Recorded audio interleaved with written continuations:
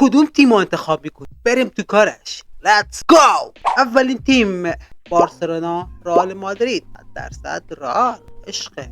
منچستر یونایتد، منچستر سیتی. با اینکه عاشق منچسترم ولی الان منچستر سیتی رو انتخاب. فقط یه نکته رو بهتون بگم، الان انتخابمون درباره این نیست کدوم تیمو بیشتر دوست دارم، کدوم تیم بهتریه، از نظر که کدوم یکی تیم‌ها بهتره. شما هم حتما توی کامنت ها بگید. بعدی آرسنال چلسی.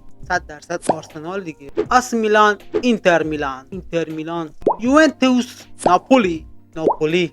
بایر مونیخ، بایر لورکوزن. بایر رو انتخاب. با اینکه نتایج خوبی نگرفته ولی بایر واقعا تیم بهتریه و مطمئنم آخر فصل هم قهرمان میشه، شک نکن. لیورپول، اورتون. یه مشخصه لیورپول.